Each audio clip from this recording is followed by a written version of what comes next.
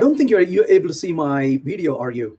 No, I'm not. That is Okay, correct. so I'll insert my video right here, so that makes it Okay, a little great. bit easier for the audience. Yep. Okay, good. Thank you, Venkat. So we are now recording. So everyone who's watching from YouTube, thank you so much for joining. My name is Jim Bethencourt, and I lead the Houston Java User Group. This meeting is made possible by my employer, Improving. It is consistently voted by its employees as one of the best places to work. If you want to check us out, the website is improving.com. And we also have some great door prize sponsors from JetBrains. They're giving us a one-year license to their IntelliJ to give away, and then also we have Venkat, our illustrious speaker, has been kind enough to give us a one-year subscription to raffle away at his agilelearner.com website. So if you want to learn all about Java, about great software development, check out agilelearner.com. Also, we have licenses from structure101.com and Sonargraph. Their website is hello2 and tomorrow.com. Both of them are great tools that help identify and analyze cyclic dependencies within your code bases. And then also Webucator is kind enough to give us a one-year voucher, a one-class voucher for folks to pursue training as well. So thank you again, Venkat, and I'm very excited that you're here, and I think everybody else here is as well. Thank you very much. Take it away. Awesome. Thank you so much. Hey, Jim, thanks so much for taking the time to organize this. I know what an effort it is to organize a user group, so I really thank you on behalf of everyone and definitely myself. I got my roots back in Houston nearly 20 years ago, so I always have the fondness for Houston as my home city where I spent my youth. So I'm very happy to be speaking at the user group. I want to thank everyone for taking the time to join. Try to make this as interactive as you can. Right. As I mentioned, I used to live in Houston. Now I live near Boulder, Colorado, a little city called Broomfield. If you would take a minute to type in where you are signing on from. I know this is Houston Java User Group, but you could be from Katy or from Kerala for all practical purposes. So do fire away on the chat and say Minneapolis. There you go in India. Awesome. Boston. So great to hear from so many people from so many different places. Keep the chat line active. I'll try to keep my eyes on it. Little in Colorado, Stephen, so awesome. So stone throw away from where I am, so wonderful. So many different. Sugar Land is where I used to live. DGM. That's where my home was. I spent a lot of time in Sugar Land, and you can see Duke as well from there. Awesome. So wonderful. And Siraj from Karachi. Thanks. Great. Wonderful. Thank you so much for all of you joining and signing on. Best time to ask questions or make comments is anytime you have questions or comments. So don't hesitate. There's no trivial questions. Any question you have is a good question to talk about. So don't hesitate. Keep them coming. And I'll be delighted to hear what you have in your mind along the way. So I call this talk as This Ain't Your Parents' Java. A bit of a reflection, about myself. I started programming about 35 years ago. I have children now who are in college, just about entering workforce. And I realized that it's the next generation of programmers that are entering the work field. And as you see, those next generations, they are not constrained by things that I was constrained about. So in a way, the parent there is actually me in a way, if you want to think about it, or you could think about your own parents or the previous generation as well. It goes both ways. I think, we can proudly say maybe about 4 generations of people have been programmers at this point, give or take, right? Maybe 4, if not 5 generations. And in a way, you could say, my gosh, looking at human evolution, that's a small, time frame. But yet for programming, that's a huge time frame for a few decades in this field. What a journey it's been. So I want to talk about, though, one particular journey here. And I'm going to say that Java defies a lot of logic. Can you think of any other language that's been popular this long as Java has been? And I know the minute I say that, somebody says JavaScript. So I always refine, Can you think of any non-evil language that's been active this long over time? And that's one thing to really ask is that very few languages this popular. I think somebody need to mute your If you could microphone. Somebody mute everyone. is. If you're not speaking, if you could. So could somebody please mute the microphone if you're not speaking right now? Awesome, thank you. All right, thank you so much for doing that. So for this popular, I know C++ is as popular as COBOL as, no, I'm just kidding, maybe a little bit more popular than that. But in terms of active development and popularity and widespread usage, I would say Java and JavaScript kind of take that particular position right now, with a few other languages trying to really pick up. But it's kind of little, scary to think about it even.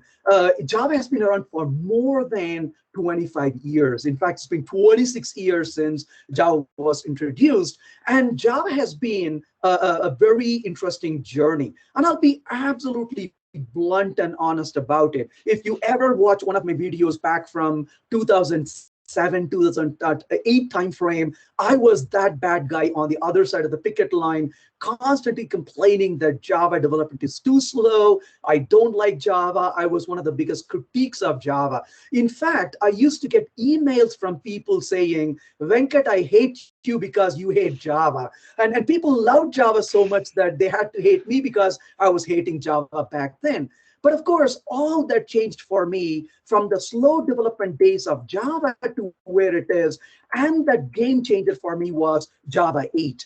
And when I saw what Java 8 was doing, I was blown away by it. I started seeing the praises of Java, and I think it deserves every bit of it.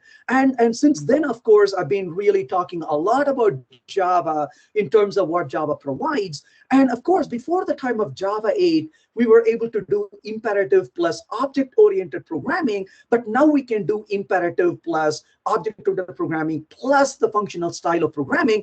All of that brought together is amazingly powerful, if you will. And that's one of the beautiful things in Java is that Java is now trying to really bring to the Java developers the competencies they would need to continue to program efficiently so that they can leverage the platform they have access to.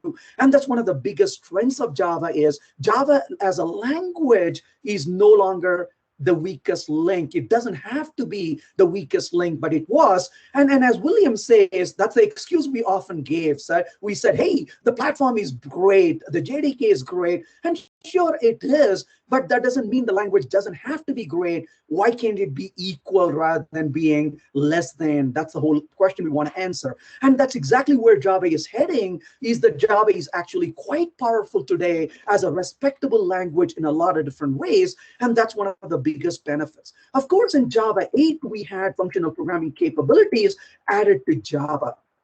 However, if somebody programmed in Java even maybe 10 years ago and are looking at Java today, they're in for a really big surprise because of all the changes in Java. And one of the biggest changes in Java was in Java 8, of course, but Java 9 brought modules to the platform. And of course, Java 9 also brought some amazing features, like, for example, you have the functional APIs, improvements to it as well that Java 9 brought about. But of course, modules are a mixed bag for a lot of people. You can use modules if you want to, but you're not required to use it. But from the language point of view, again, what are some of the really cool capabilities? So I want to start by, first of all, talking about where Java is today in terms of the exciting features and talk a little bit about where Java is heading moving forward as well. So Java 10, of course, introduced local variable type inference. Let's talk about local variable type inference really quickly.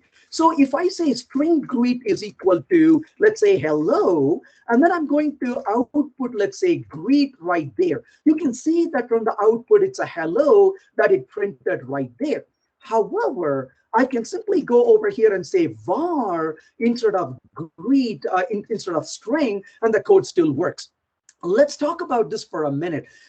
I'm a huge fan of type inference. You might say, hey, what's actually happening at this point? And I want to really emphasize there is no really var type. And people sometimes, misuse words and they say that Greek is a var type. I want people never to use those phrases. There is nothing called a var type. So what really does var mean in this context? Here is how I would like to define it as. Var is a wink at the compiler. That's exactly what it is. You are winking at the compiler. As a programmer, you are saying, hey, compiler, I know what the type of greet is. You know what the type of greet is. Do you still want me to say it explicitly? And you wink at the compiler.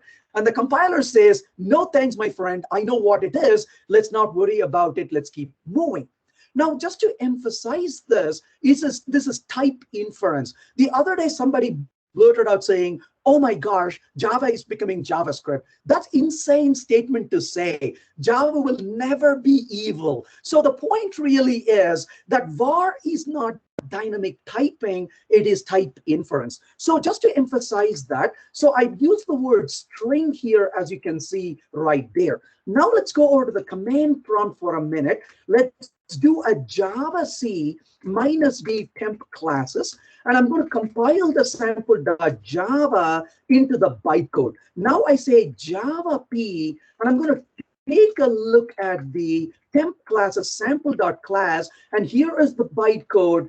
And I'm going to leave the bytecode here on the screen, but I'm going to highlight that one line here so we can clearly see it. So I just highlight it. I will leave it there for a minute. Now let's go back to the code, change it to a var, as you can see right there. Now let's go back to the command prompt one more time, just to emphasize it. If you take a look at the sample.java, notice that contains a var right there. Let's do the Java-C and compile the code. Let's look at Java P one more time. And notice that's the bytecode I just brought in. And notice the line is not highlighted. Now I want you to take a look at the old bytecode and the new bytecode. Notice there is the only one change between them, and that is the highlighting that you saw here versus no highlighting on the other line as I switch between those two back and forth. So what you notice here is that you basically are seeing exactly the same bytecode in both cases. So in other words, what we noticed from this example is that what Java did is simply replaced the var with the string at compile time. Well, that is the least it does, but sometimes it does even better than that, if you will. Oh, a question from Duke is, what about TypeScript? I call it HypeScript, by the way. I don't call it TypeScript. I name it as HypeScript, but that's a topic for another day, if you will, and we can talk about that separately. So type inference is an amazing feature. Now, you might argue and say, oh, come on, is there really a benefit right now? After all, you saved 3 characters by not typing string. And I completely agree with that. But where it makes really good sense is when you have some code from hell, where you have a map of, let's say, a string comma, another maybe a list over here, or a map again of maybe a list of something over here, and all these angle brackets over and over and over. And then, of course, the variable name that sits across after that, which becomes really painful. Or you can simply say var and be done with it and don't have to go into those details. As you can see, that becomes a lot more easier. So the question is from NP, isn't it hard to read the code unless we dig deeper into the methods? Not at all. And the reason it's not hard at all is because, well, okay, let's think about it this way, NP. When you are looking at, let's say, imagine for a minute, you move into a city. When you move into a city, you don't know where the library is, where the post office is. So all these signs are extremely important. But when you live in the city for about 10 years, you don't really care about those. Those are pure noise after that. So that's exactly what happens to code is as a newcomer, you rely upon more things. But when you work with the code for 10 hours a day for several months on end, those things become noises. But what is really important here is that variable names carry the context, domain-specific context, if you will. And as a result, the domain-specific context often gives you the details. And as a result, it really becomes easier for you to know what it is already. And the types are often noises in both of those cases. So in fact, here's what I would normally say. If you are used to other languages like Haskell and Kotlin and Scala and languages like that, those are all static type languages, but provide a healthy dose of type inference, and we rarely have problems with those, and that's really the reason for it. Of course, I wish that we had val. No, not really. That's really minor, if you will, because a val simply is a final, so you can always do final var, so you're not really missing a whole lot in that sense. So it's a nicety, but it really is not a necessity, and there are other higher priorities, if you will, that we should really focus on from the language point of view.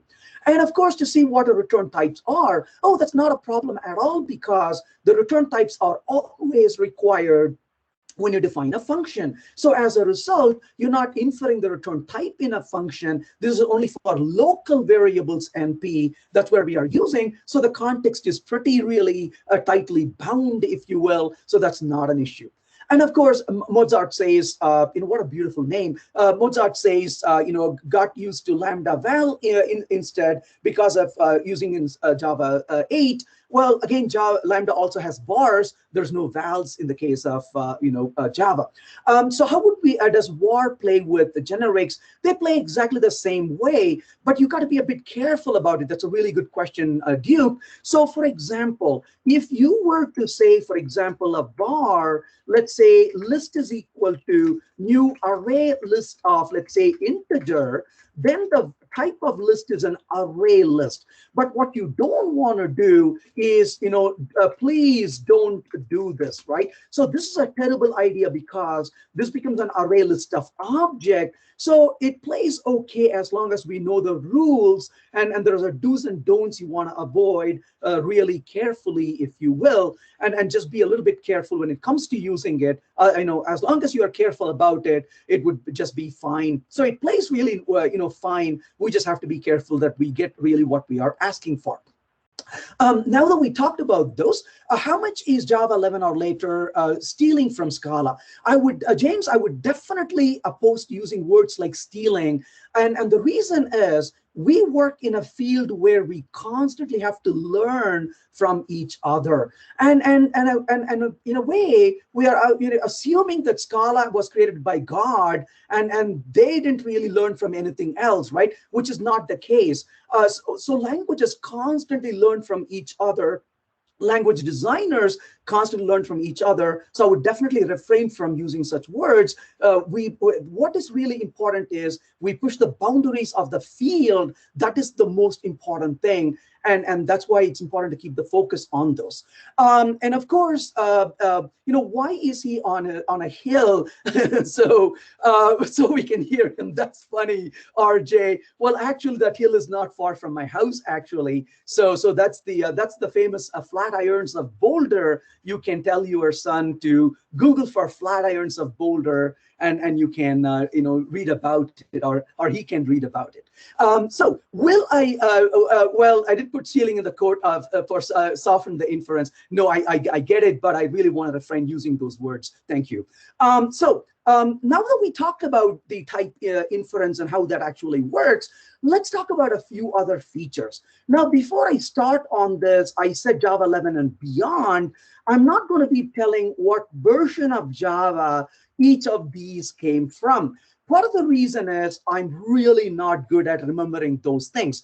And besides, those things can be found easily with a quick Google search. So there's no point getting hung up on the version number. So I'm going to focus on the features for most part in here. So let's talk about some of the features that are amazingly cool and we can benefit from them as well. The first is switch as an expression.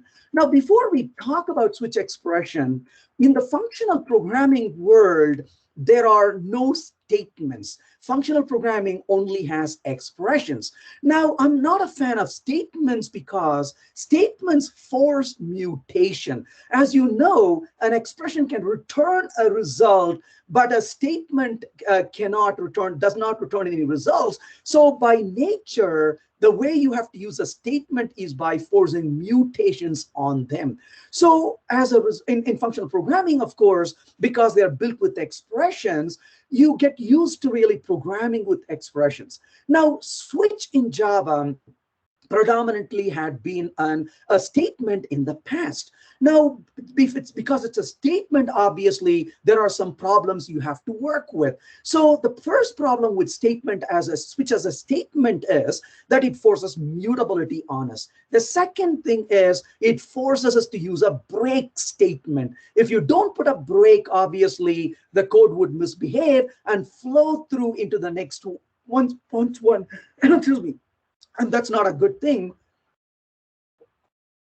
And basically the whole idea is you want a nice flow and you want to be able to really write them as expressions. This is where switch expressions really come in. So let's talk about switch as an expression. Let's start with a little example of a process function. I'm actually going to output right here a process. Let's send a 1 in here and a bunch of data, let's say a 2, 3, 4, and a 5. Let's start with this really quickly. Now let's go ahead and say we have a public, let's say static. A string will create the process function, which is going to take a string as an input. Now we all have written verbose if and else statements, if you will. Well, we don't have to do that anymore. For example, we can say here return the result is, and I'm going to say plus the result, and I'm going to then say over here, result is equal to a switch, and then I'm going to put an input, a curly brace. Oh, by the way, here's the easiest way to tell whether you're using a switch as a statement or an expression. A switch as an expression requires a semicolon in the end. That's just a little trivia for you, right? So you put a little semicolon in the end when it's actually an expression. And then in the end, of course, what you can do is you can say case. And if it's a 1, you can say, got 1. And you can basically, let's say 1, we want to return a 1. And I'm going to say default, and I'll say whatever. And that's basically what I want to start with really quickly. Notice in this particular case, when I execute this code, incompatible type, it says, what is the value we are passing? This should be an integer, right? So I was sleeping at the wheel. Right there, it's an integer that you brought in. So notice it says, the result is 1 versus the result is whatever for everything else, if you notice. Then I can say here, case 2, 3. Isn't that convenient? You can group a few things together. Oh, by the way, if you notice the syntax, a couple of things. Notice there is no break. The reason is break is a statement. You obviously don't want to put a statement inside an expression, so you cannot use a break. But notice that little arrow, nothing to do with lambda expressions. That arrow is being reused here as a case separator as opposed to a colon we used to use. So if it's a colon, it's part of the statement, and arrow is part of an expression. That's another clue for you to know whether it's a statement or an expression. So in this case, I'm going to say over here, let's say 2 or 3, I want to return that value like so. So you can see that it says 2 or 3 for those values. But I can also do a case 4. But what if I really wanted to write a multi-line of a text over here? So we could say, for example, let us do some processing. And I'm going to do some processing here. Now, obviously, the question is, how do you get out of this block? Your temptation may be to say return, let's say a 4, but this is an error. So the reason this is an error is, let's pause and see why this is an error. Now notice we have a return right there, and you know what a return really is. A return really is to return from a function you are in. Now, if you were to allow a return right there, well, then the confusion is, are you returning from the function or are you returning from the switch? So obviously your goal is to return from the switch, not from the function. And this concept of, inner or non-local return is a very complex concept and confusing for programmers, and Java doesn't want to support it right here. So use the word yield just for that reason. So this becomes a yield, as you can see right there, no semicolon in that case. Excuse me. And you can see it says, let us do some processing. The result is 4, and that's basically how you could potentially write multiple lines of this as well. Now, as you can see in here, the result of the switch has been assigned to a variable like so. So there is no mutation within this code, so that becomes a lot more easier to work with. And you can, of course, do a completely a return from that as well. If you really wanted to, that's perfectly fine as well. And that's basically a switch expression. Now, you may wonder, why bother with the switch expression? Now, this reminds me of an experience I had a couple of years ago. I was giving a keynote in Devox, Belgium, and I would say this is probably one of the most frustrating keynotes to give, because Devox Belgium is a fairly large conference. There were thousands of people in the event, but there were 3 special people in my talk. But my talk was titled, spearheading the future of programming languages. I wanted to talk about, what do I want to see in programming languages? And the reason I said it's frustrating is there were 3 people in the audience specifically. One was James Gosselin, the one who created the most famous language in the world. And I'm here talking about, what do I want to see in a language? The other 2 people were Mark Reinhold and Brian Getz, who are the creators of the Java language today. So among the audience were the person who created the language and the people who are creating the language today. Well, when I finished my talk, Brian Getz said, so you think that's what excites you the most, huh? And I said, well, Brian, that's what excites me the most. And he said, well, I cannot agree more with you. I think pattern matching is so important, because I had mentioned in my talk, among the things I really wanted to see in the language, I said I want to see pattern matching. And he said, well, I agree pattern matching is so important. I'm going to give it to you in 3 installments, he said. And I was blown away. I said, 3 installments? Tell me more, Brian. And he said, well, it's a very complex concept we want to implement. So we're going to implement it in stages. And the very first installment is, we're going to morph the switch from a statement to an expression. And the switch expression will become the pattern matching syntax as time goes on. So we are not there yet, but we are getting closer every release of Java. So yes, you are seeing switch expression in front of you, but in a couple of years, you're going to enjoy pattern matching syntax, and that's where the switch is heading, that you're going to have full-blown pattern matching in the case of Java. And I'm going to show you a little bit of that along the way, and we will see what that is. So we're going to see some of those cool things along the way as well. So we talked about the switch expression and how cool that is that we can use, and its journey towards a pattern matching syntax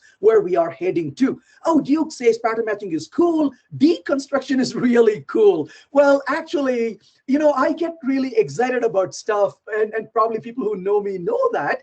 And one morning, I was working with both Kotlin and JavaScript, and out of pure excitement, I just tweeted saying, today's tweet is sponsored by Destructuring. And Brian Getz replied back saying, I will neither confirm nor deny if Java will have destructuring. And I replied back saying, I think I know the answer already and I cannot wait for it. And then he continued to reply to the tweet and said, different types of destructuring and why it's important to support those kind of destructuring as well. And destructuring is actually very close it's actually coming to Java 18 already. So Duke, you are not far from your desires. Your desires will be answered maybe in about 6 months, or so. So that's kind of where we are heading, which is pretty amazing, if you will. So having said that, though, the next thing I want to talk about here is about text blocks in this case. So what does text blocks really provide? And I want to talk about not only text blocks, but I want to talk about the innovation of Java, because, oftentimes people may say, where is innovation in Java? And I'm going to say the innovation in Java is very different from innovation in other languages. And a lot of languages have the luxury of putting in a feature and withdrawing it. But you see, Java cannot do that, right? So the reason Java cannot do that is Java has a much broader, much broader, orders of magnitude broader usage in the industry. And when 10 million programmers use your language, and out of which 1 million people know where you live, you have to make decisions very differently, if you will. So as a result, Java's innovation is in making the implementations superior, faster performance, easy to use, rather than introducing brand new features into language. Well, other languages have tried and tested those, and the developers behind Java are asking the question, A, are they useful features? And second, are they really feasible to implement? And third, what are the consequences of implementing that into the future? And so they're very careful in bringing the features together. But let's understand this with a little example here, if you will. So let's say greet, and I'm going to say Houston over here and call the greet function. We'll eventually use Houston in a few minutes, but I'm going to start with a little string. Let's start with the greet function that takes a name over here as an argument. And I'm going to say over here, return, well, I want to return a message. But how do I return a message? We could try developing something like this, isn't it? So essentially, in this case, you could say string message is equal to, we could say, hi there. Let's start with there for a minute. Then you may say message plus equal to, how are you, for example. And then you could say something like message plus equal to, and you could say thanks for joining. Now, every one of us have written code like this. But this is the code you hide from humanity. This is not the code you put on your resume, right? I mean, does anyone dare to put on the resume, I've written code using plus equals? Dare you to put that on your resume, right? If you're sitting and coding at home, and if a kid walks into the room, what do? You turn off your monitor right away. Because if the kid were to see that code, they would look at you and say, that's what you do for a living? And they would never take up after a profession as a programmer, isn't it? So actually, this is really a terrible piece of code to write. We don't want to be writing such code. So what can we do? Well, notice what we can do here. You may be pulling in a XML document or a HTML document or a JSON document, and you may copy and paste it. So you can simply put 3 quotes like so right there. And as a result right there, you can see you can simply put all those things. You can even put, how are you? I can put a R in a double quotes as well. No need for escaping, if you will. And you can see right there, we are able to provide that particular text right there. And you can see the output, putting right there nicely, if you will. So as a result, you can write multi-line strings with the text block so easily. But I don't know if you noticed it or not. This is where the innovation really comes in as well, because as you can see, there is no, on the left side, there is absolutely no spacing, you notice, that's been removed very intelligently. Similarly, if you had spaces in the end, like so, for example, those spaces are stripped out as well. And of course, you may say, hey, does it really mean that you have a no space? How do we really know it? Well, that's a really good point. I'm going to say replace, and I'm going to replace space with a little tilde, so we can actually see that right there. So when you run the code, you can see from the output right there, what do you not see? What you don't see is the tilde in the end of those lines. And the reason, of course, is it removes the spaces. You say, wait a second, though, but if I really want to preserve the space, can I? And you can definitely preserve the space, as you can see right there as well.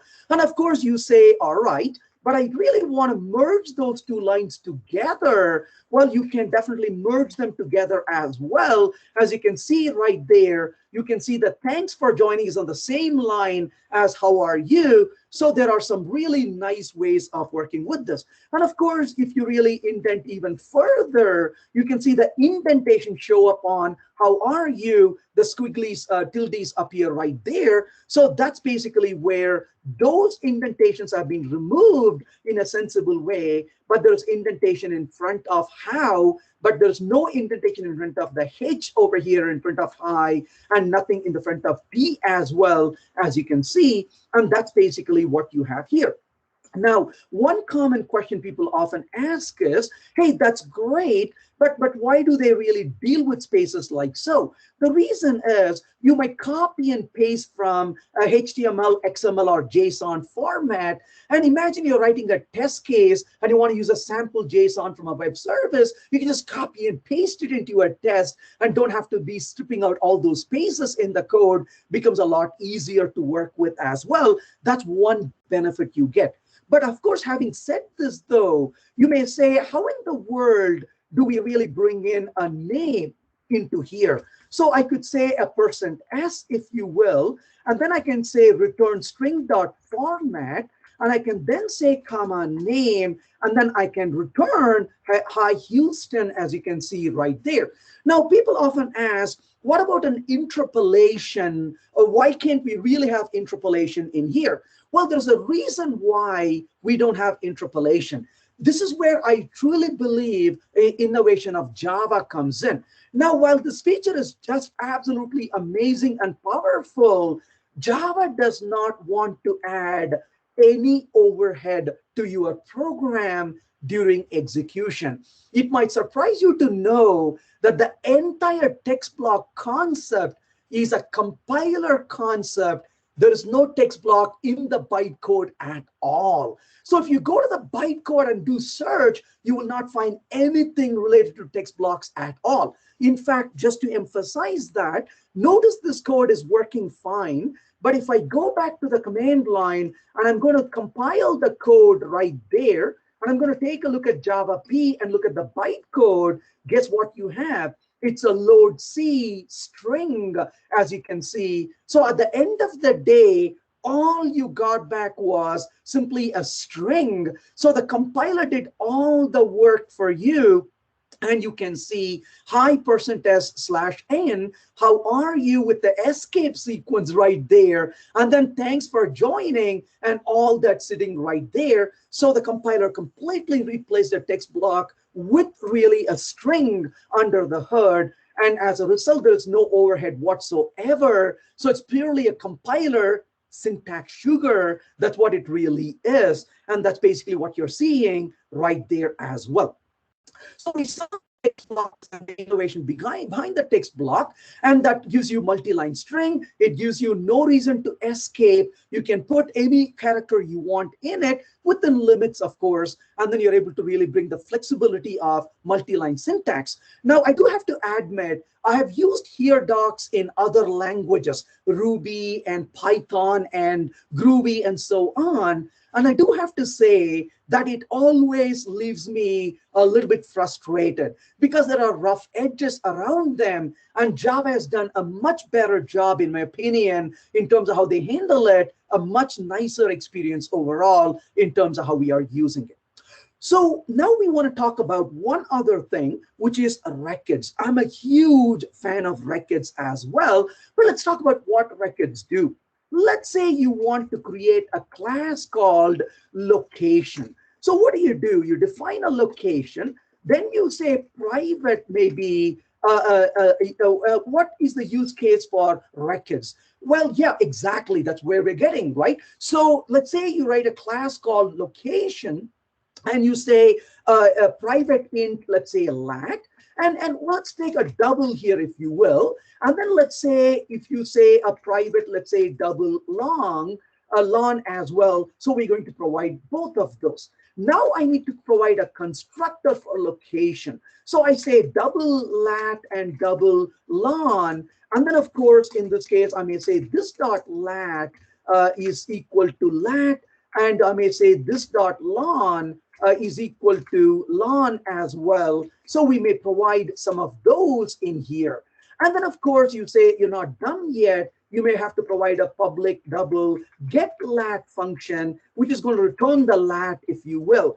And of course you have to provide a get lon function, and that's going to provide the lon as well. And then you say, wait a minute, I'm still not done. I want to write the equals method, the toString method, and the hash code method.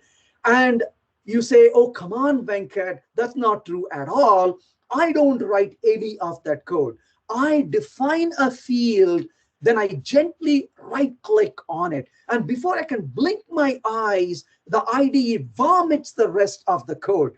Well, that's a vomit you have to live with forever, isn't it? So in other words, if you're creating a data object, why wouldn't you want, well, yeah, but the point really, Rajesh, is do you need to be forced to use a library because the language has not been smart enough is the question. Don't get me wrong, Lombok is great, but I don't want to use a library because my Java, my language is not really mature enough. So I don't want a language to be compensated by a library. I want the libraries to fulfill what a language shouldn't be doing. So in this case, when we want to write a data class, data classes are very powerful ideas, if you will. And these data classes give you the ability for you to represent objects that predominantly represent data. So to go back to the question, when would we really use this? Well, say that you have an object that you have pulling data as a JSON data from a web service, and you want to capture that into an object on your site, or you get a data from a database and you want to use it in your code. How do you really do that? Well, this is where the records, well, I wish they had called it data classes, but this is where records really come in. So you can say record, and you can get rid of all that noise, and the more noise I didn't write, you can get rid of all of that. And you can say double lat and double lon, and you are writing a little location like so. So location, let's say in this case, location 1 is equal to new location. And I'm going to say 124.232, comma 84.323, right? Wherever that is, I don't know where that is. Maybe some federal prison someplace. Don't try to look it up. So here are the 3 locations we created right there. But this one, of course, I'm going to go ahead and say is maybe 94 point, let's say 43 as 3 values. The first bonus point is records give you an offer, a buy 1, get 5 free offer. Isn't that wonderful? Well, the very first thing is that the constructor is provided for you. The toString, the equals, the hash code are all provided for you already, and the equals method as well. And that becomes really wonderful. So as a result, in this case, you can say location 1, and you can see the output of lat equal to and lon equal to, and that provides the value right there quite easily, as you can see.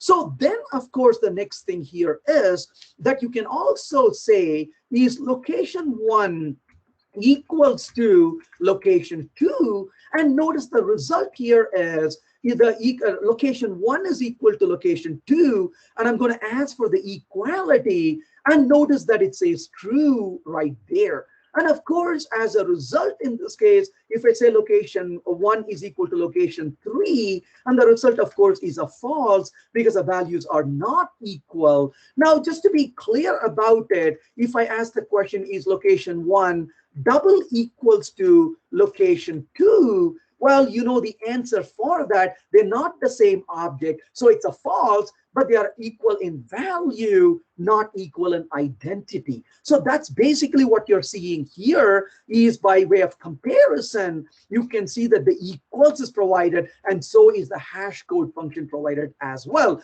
So, and of course, lat and lon are immutable. You cannot mutate them. So as a result, in this case, how do you get the value of it? Well, you can say in here location 1.lat, and you can get the value out of that location if you wanted to, and you're able to access that object very nicely. And that's basically the benefit you get right here. And basically in this case, you can simply create these objects. They are immutable objects, and that becomes a lot easier.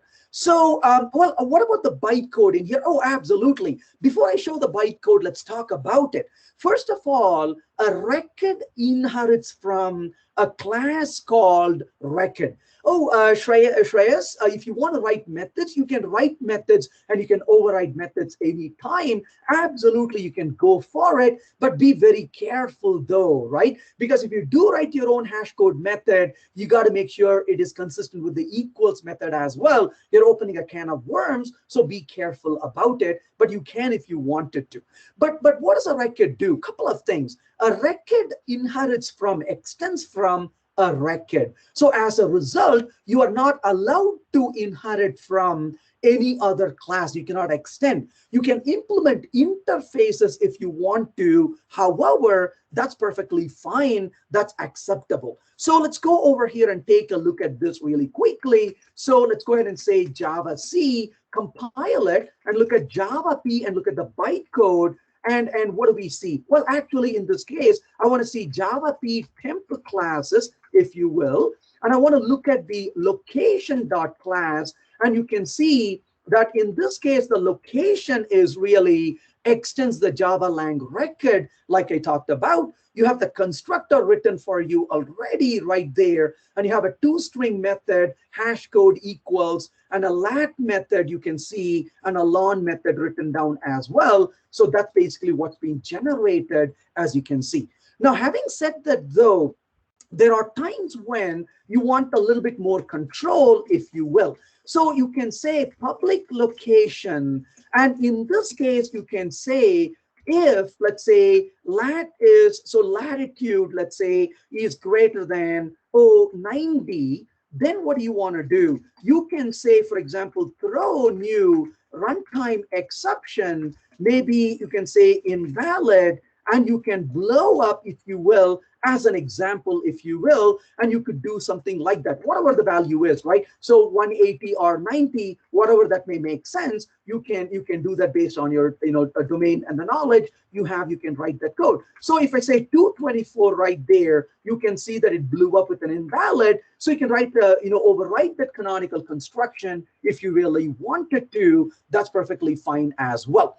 So the question is, so you can't implement a hierarchy of records, then that's correct. JUG, you cannot implement a hierarchy. Records are kind of like final, if you will. So just like a string is final, the immutability is enforced in that regard. And another question or comment here is, does it have a built-in builder API? No, it doesn't, but you can create factories around it. And in fact, that's what you want to do, is to use the factories to pull data from a database, for example, and you can use a factory to create it. So you can build factories around it if you want to. So records are implicitly final. That's correct, as William says. That is final. You cannot extend them, if you will. That's the way it's been baked in. And of course, the constructor, there are already declared in the record. That's right. So that's correct. That's because the constructor comes from that. This is just specializing that constructor, if you will, Michael. That's exactly what it's doing. And because all records must directly inherit from language record class, like an enum extends from enum, that's a good observation. That's correct. And of course, in this case, we can. So what is location 3 equals location give? Okay. I think we are getting excited about 3 equals from other languages, well, right? So basically, that's not allowed in Java. the concept of 3 equals doesn't exist. It's not JavaScript or other language like Kotlin, so you don't have that. So a raise of hand, Clay, if you want to speak up, please do.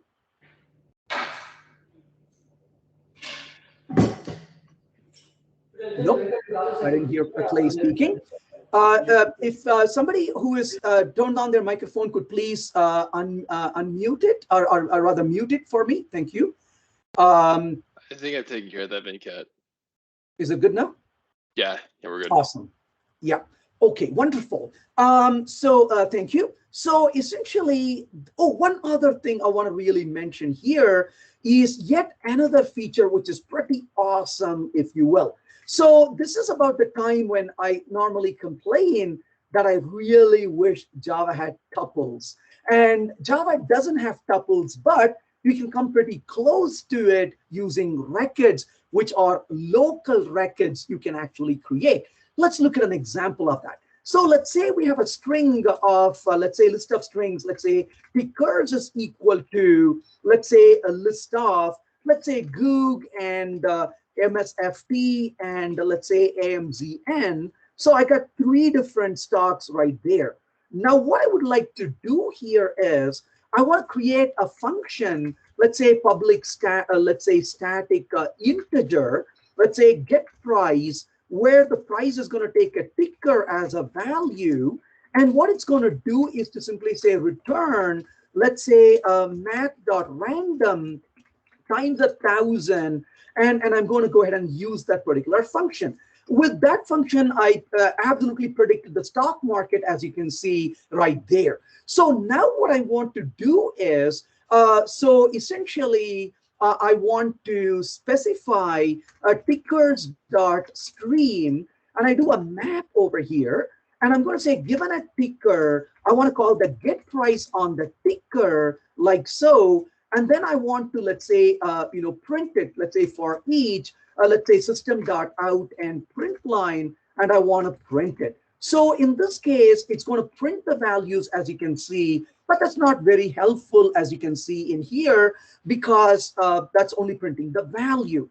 But what if I really want to print the ticker name and the value? Wouldn't that be really cool? Well, yes. So I can say record stock, and the stock can contain a ticker and a price, if you will. So I create a record on the fly, as you can see. So then what I can do here is to say new record, and I can say the ticker I got, comma, and the price that I have, and I can use that like so. So in this case, when I get a ticker, what am I doing with the ticker? So the record stock is going to contain a ticker price and an int price right there. So we provide a ticker value and a price value to it like so into the record. Pardon me, this is a stock, right? Not a record. So a stock. So we create that value like so. But then, of course, if you really want to have more control over it, you can say stock arrow, and then you can specify, maybe a stock.ticker plus maybe a few dashes here, and then maybe a stock.price.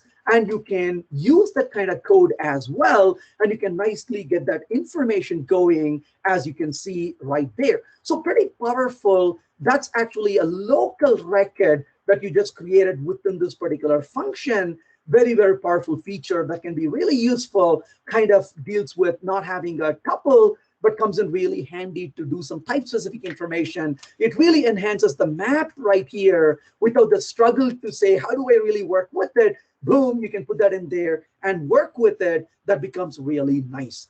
Well, we saw the records, but one of the places where records are going to really shine in the future is with destructuring. And like Mozart says, there will likely be tuples with destructuring. Actually, Mozart, the answer is that records are the pathway to destructuring. That's where they are going to be really providing it. And we can make really good use of it with destructuring, with pattern matching. That's where they're going to be powerful. And of course, records aren't value types. That's right, they are not.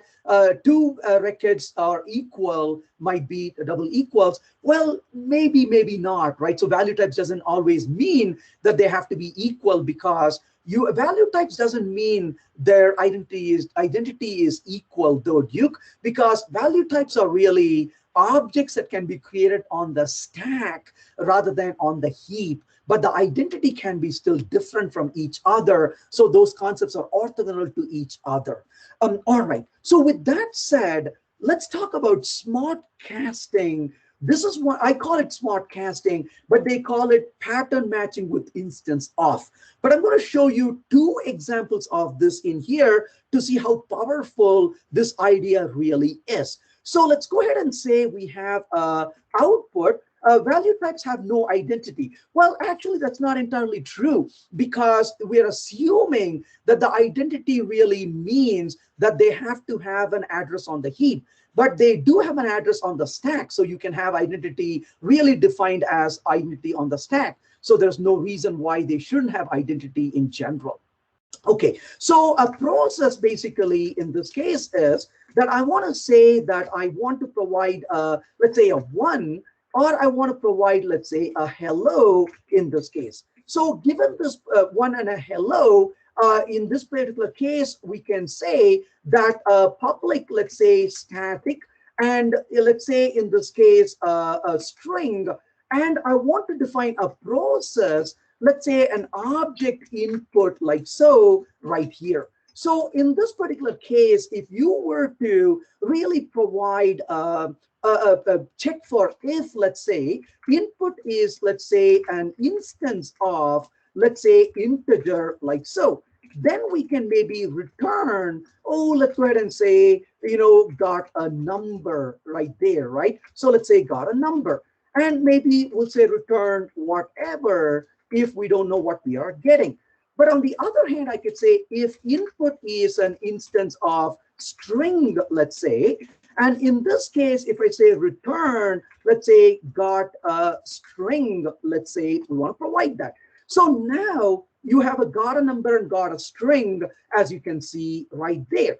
So now that we got these two, but what if I really want to say of length, let's say? So I say of length. And in this case, we want to say plus. And what do I want to say? A length, of course. But how do I get the length in this case? So in this particular case, I want to say that var length is equal to, and if I were to say input dot length, what's going to happen? Well, that's going to be a compilation error, isn't it? And it tells us that the object length, object input doesn't have a length in it. Now, let me tell you how this code feels like. Imagine you see somebody walk out of a building late in the evening, and you ask them, hey, where are you going? And they say, I'm going to a movie I've been waiting to watch, and I've not had a chance to watch it. And then the next morning at breakfast, you see the same person, and you ask the person, did you go to the movie? And they say, yes, I did. And you say, how was it? And they look at you blank and say, how was what? You're probably going to roll your eyes and walk away, right? Because you would expect a person to maintain a conversational thread. Did you go to the movie? Yes. How was it? Well, the it of obviously refers to the movie. And you wouldn't really have much of a conversation with the person who doesn't retain that. But notice what Java did. You said Java is input a string. What's the length? And Java says, of what?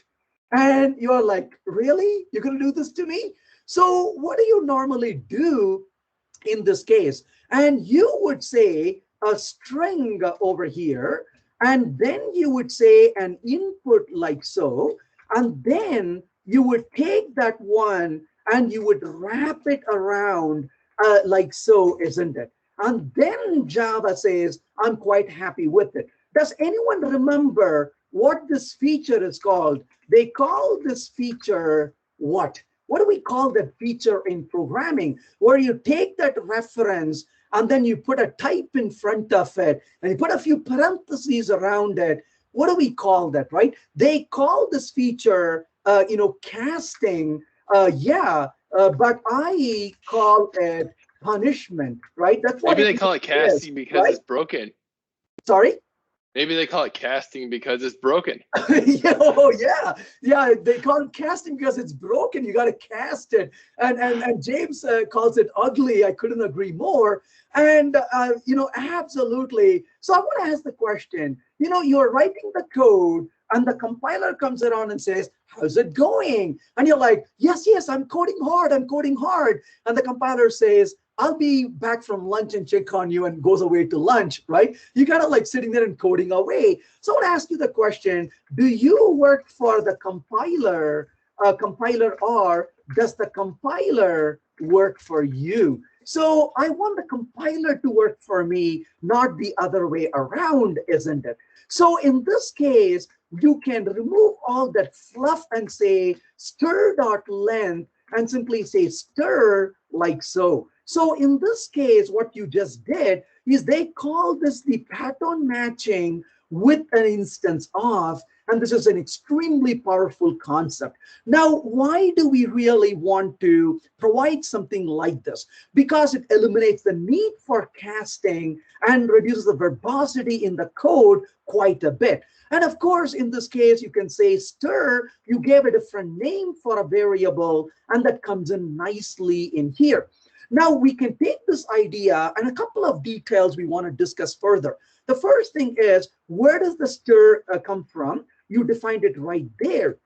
If you go back here and say, stir.length, if you will, notice you get an error. And the reason is the stir scope ends at the end of that curly. So the stir is not available anytime after that. So there's no ambiguity or confusion, and the compiler gives you a clear error if you try to really access it outside of that. So that's pretty darn good, as you can see. Also, one of the really nice things about this is you can use this in a couple of other scenarios as well. For example, return, you can say input is an instance of string stir, and stir.length is greater than 5. Then you can say over here, maybe return a yep, or you can return a nope as well. So you can use that in a very nice syntax, as you can see right there. And I'm going to go back and say this is going to be a 4, and you can see a nope and a yep right there. And so you can use that. Similarly, though, just as an example here, we have length, let's say, and I can say plus, and I can then say stir.length like so. That string is available still in that context. However, of course, if you say nope plus stir, obviously that stir is not valid on the else part, so you cannot access the stir. So the scope of this stir starts right there, but it ends before the colon, as you can see. So that's basically the context of that. Now we can take this example now, and we can do a few more things with it. So you can say switch input like so, and you can then say in here something along the lines of case, let's say, a 1, and I can say a 1 like that. And of course, I can say default, and we can simply say whatever, like so. If you wanted to, you could do that, right? So you could return a switch of the input, and then you can say case 1, and then case default and whatever, and you can return it as an output like so, and that's going to return a string value in here versus a whatever right in here. Let's take a look at what I did here. So I have a switch on the input, and then I'm going to specify a case 1. Of course, what is value of 1 right here? I could say this is an integer, pardon me. It's an integer that is going to be coming here, and would say number. And I could then say, if it's a number, I want to return that particular value in here as well. Error cannot find the symbol. It says int, oh, misspelled it, integer. Oh, let's fix it. So integer right there, and try to execute that. So you can use that right there as a number. And we could even say, we could provide, for example, number plus 1, for example, and it could be a one number you're returning from there as well. And similarly, you could say K is a string, a stir, and then you could say something along the lines of got a string of length, and then of course you could specify plus a stir dot length again, and you can use that here as well. So you can see the power of that with pattern matching. You can do that as well pretty nicely. So you can use it with an if, you can use it with a switch as well. So extremely powerful capability here, as you can see. So that takes us to the last topic I want to talk about here today, which is about sealed classes. So what in the world are sealed classes? From the modeling point of view, there are times when you might want to limit your hierarchy. So if you take the example of a final class can have no subclasses, right? That we know. Oh, so question, how integer is concatenated with a string, because it's a bigger I integer, isn't it? So it's a boxed type, if you will, Sumit. And that's why you're able to concatenate it, is because the uppercase I integer is a boxing happens automatically. That's what you are dealing with. So you cannot extend from a final class, that's correct. And on the other hand, an abstract base class can have any number of subclasses, right? But what if we want a middle ground? So in other words, you want to define a hierarchy. Let me give you an example. Imagine you are building a application which allows plugin.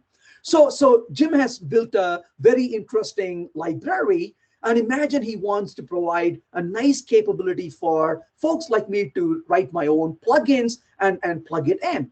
Well, but in his code, let's say he's got one logic where he needs to work with 3 or 4 different objects of different types that inherit from a common type.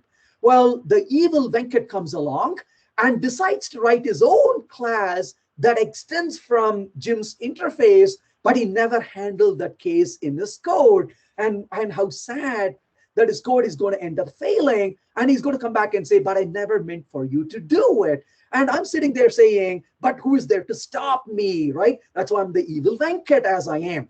Well, but with the feature with sealed classes, Jim has no worries about me being malicious at this point, because he can say, here's my interface, and here are the possible children subclasses for it. Sure, plugin writer, do what you want to do, but the compiler will take care of you. You cannot inherit from these types, for example. So that's where you can limit the hierarchy. And of course, it also shines really well with pattern matching as well, because it gives you what's called the totality. What that means is when you use it with the pattern matching, when you have covered all the possible values, you don't have to put a default. And in fact, I encourage you not to put the default. So if a new type is added, you'll get a compilation error, and you can then handle that situation nicely. So that becomes really wonderful. Let's talk about what this all means with a really quick, short example here. So first of all here, I'm going to just be concerned about the compiler being happy with me. So I'm just going to say, OK. But I'm going to first of all say over here something along the lines of a traffic light. And we'll say traffic light is equal to, let's say, new red light. So I'm going to create an object of red light for an instance of traffic light. So if you know all possible implementations, why you need abstraction layer? Well, you need an abstraction layer because well, the layer of abstraction is you have interfaces, right? So a contract, the answer to the question is you program through interfaces because you want to provide different implementations without a constraint of a particular common implementation, right? So interfaces are not because you can create arbitrary implementations. Interfaces are there because you want to give a specification, right? That's what abstraction is. Abstractions are specifications, isn't it? So the specification says, here's what you can do without binding to how you do it. I want only for how, but I still want the what to be defined without any implementation detail. So that's basically object modeling, where we want to define an interface for specification, implementations to decide how to really provide it, and don't want to pollute the specification with an implementation, right? That's the reason for it. So let's give it a try. How does this work? So I'm going to create a traffic light right here, .java. So I'm going to create an interface called traffic light. And this interface traffic light doesn't have a whole lot in here, but I'm going to say in here is my class called red light. And the red light is going to extends from the traffic light, if you will. And similarly, I have two more, green light, if you will. And then finally, I'm going to have a yellow light as well, created right there. But what am I going to do here? I'm going to say sealed interface traffic light, right? That's exactly what I created, a sealed interface traffic light. Then I'm going to say in here a final red, and then of course a green and a yellow are the three things I implemented in this hierarchy. So when I come back and run this code, what am I going to see right now? Oh, no interface expected. Here it says final class, pardon me, implements, isn't it? So let's go ahead and say implements. So this becomes implements, and this becomes implements and implements. So let's go ahead and run that code right now. Thank you, NP. So right there is the compiler is happy with me. But then I say final class broken light, right? As some neighborhoods sometimes end up having, and I say this implements the traffic light like so. Notice I get an error at this point. What's the error? It says class is not allowed to extend a sealed class. Well, it says class instead of interface, traffic light, as it is not listed in its permits clause. So the answer is no, dude, you cannot do this, right? So it refuses to allow this for me. That is the default behavior. So the default behavior is all the classes that are members of that hierarchy belong to one file. You say, gosh, that's ugly. Well, no, it's not. If you have a very small amount of code, it's perfectly okay to do that.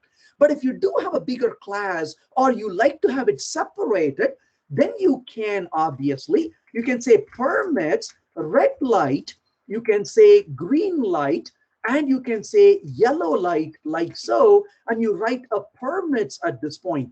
Notice that in this case, you still got the error. You cannot bring the broken light. But let's introduce a flashing light, if you will. A flashing light, of course, is going to flash as we see sometimes. So I create a flashing light. Now I can say flashing light here in the permits, as you can see. And now when I go back and run the code, what does it say? Well, it's a flashing light. Let's make sure I called it correctly. So here comes the flashing light. And I'm going to say that comes the flashing light I want to create. And the flashing light is going, let me make sure I saved this. And the flashing light is a class that implements the traffic light. And you can see that's okay. So what's the moral of the story? The moral of the story is, either all members in the same file, or, all members in the same module and listed in the permits section, right, class. So basically, you got two options here. Either all the members of the same file, as you saw originally, or they're in the same Java module, and they're listed in the permits class. You may say, what if you're not using modules? Well, you're always using modules. And if you don't use a module, your code belongs to what's called the unnamed module. An unnamed module is this one big happy family where every class in your application belongs to that module. So as a result, that becomes a sealed hierarchy, if you will, a very powerful concept, as you can see.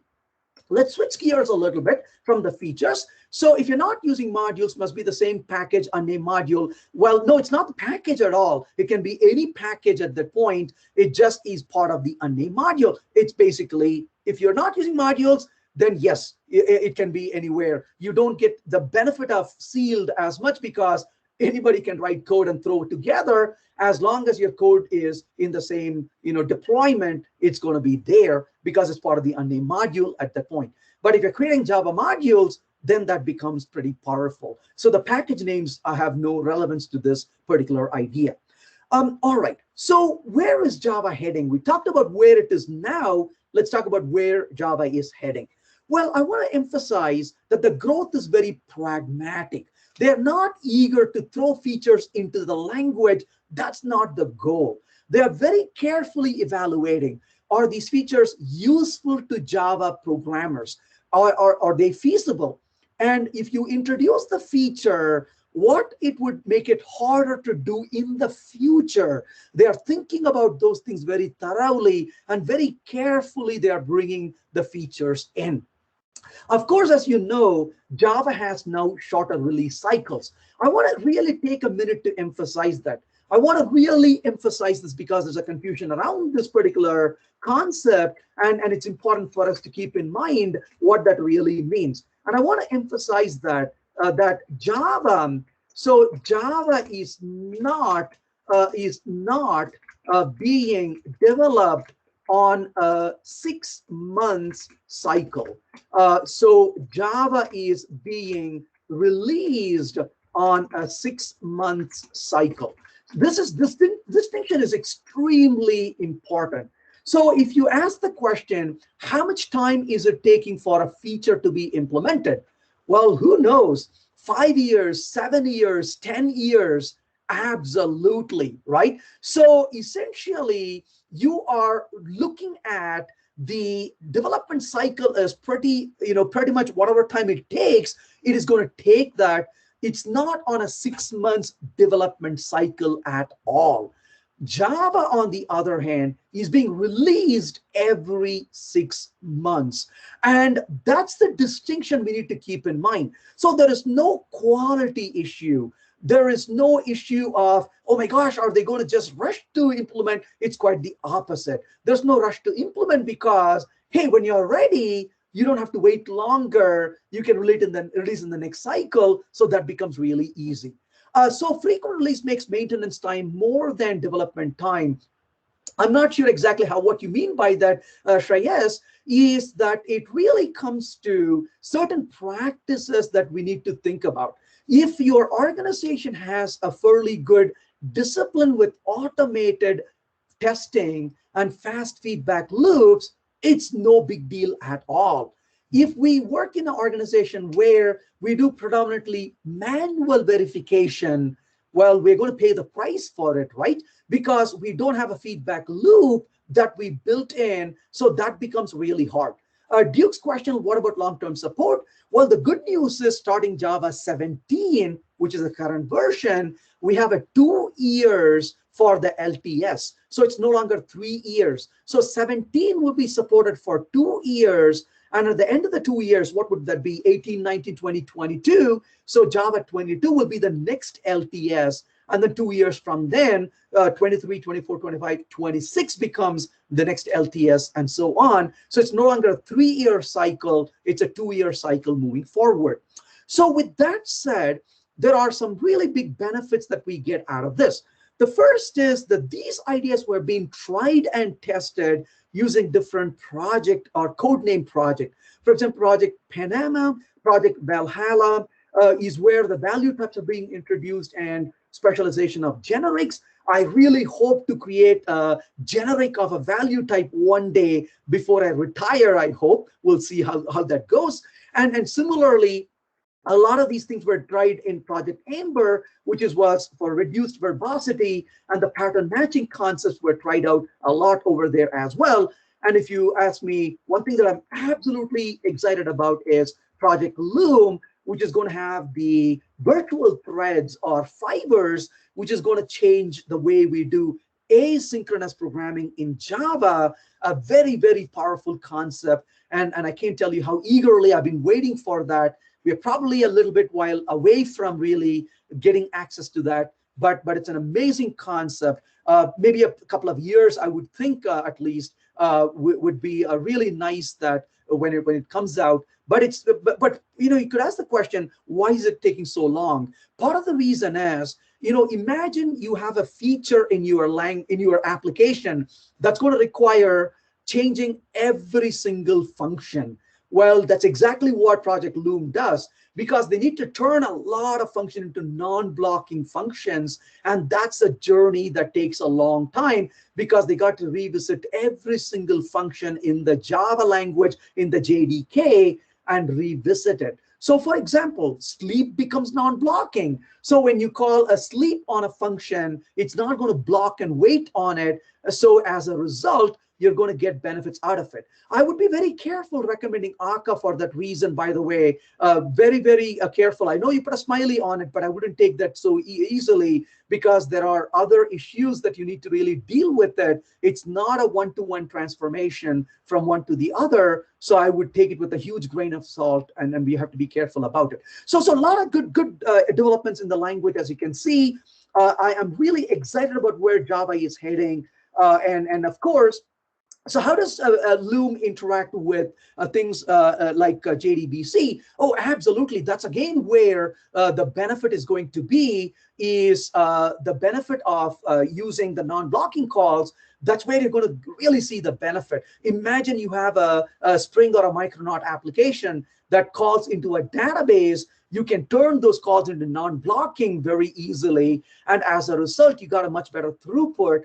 You're absolutely correct. So not only would the JDK have to evolve, those libraries have to evolve as well before we reach the full benefit of it. So those who are eager for Project Loom, keep in mind, yes, I'm eager too, but that's a longer journey we have to be careful about, because we not only are going to benefit from Loom, but we also have to wait for improvements that come later into the language as well. And then the libraries that we use, those benefits also we have to wait for. So it's a long journey. It's a very useful but important journey. So we got to wait for our turn to make use of that. So is Loom going to be a direction of Golang programming? Not entirely. So how Java is heading towards reactive programming? Actually, Shreyas, Java is not heading towards reactive programming at all. Java is already there, because Java 9 has the specifications for reactive programming. Third-party libraries provide that quite effectively. So I don't think Java JDK itself will have any plans of providing any of that feature anytime. And I would say that's probably not really needed as well, because the reason for that really is other libraries are doing a phenomenally good job. Why would you want really Java to be doing that? There's not a whole lot of benefit at that point. So Java is already there as far as reactive programming is concerned. And so is Loom in the JVM or the Java language level? The answer to that question, James, is that actually the virtual thread is part of the thread API. Of course, thread is part of the JDK, but the Java lang itself contains the coroutines. The compiler will have to handle that effectively, because compilers have to understand and deal with coroutine. So it's both a language feature and a JVM feature and a JDK feature. Think about it like a synchronized, if you will, right? So it's a language feature and a JDK feature and a JVM feature, but the language will try to hide a lot of those details from us, so that we can focus on reaping the benefits without getting bogged down with the errors that we may introduce along the way as well. Well, that's all I have. Thank you so much for all the interaction and questions. Jim, thank you so much for organizing all the efforts and making this work. Thank you so much for making the user group function as you do. It's a Herculean task, so you have my deepest respect for doing it. So thank you so much. Oh, my pleasure. It's great. I really enjoy it. I really enjoy helping everybody, getting to know everyone, and helping make Java a great place to be developing.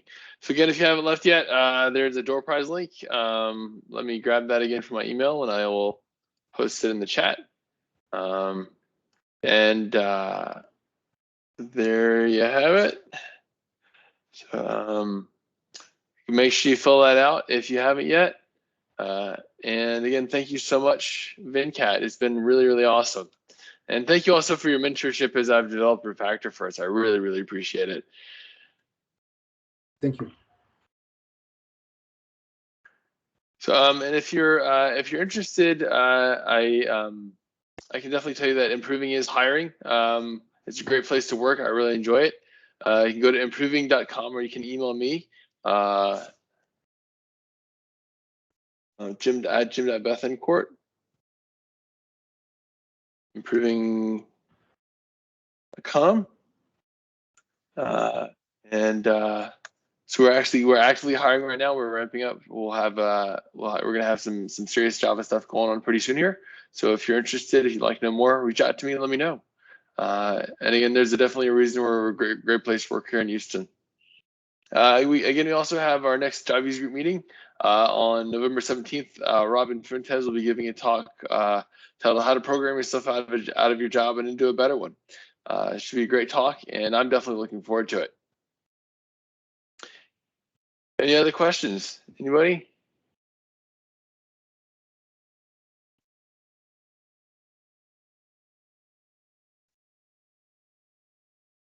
All right. Well, I'll go ahead and stop recording.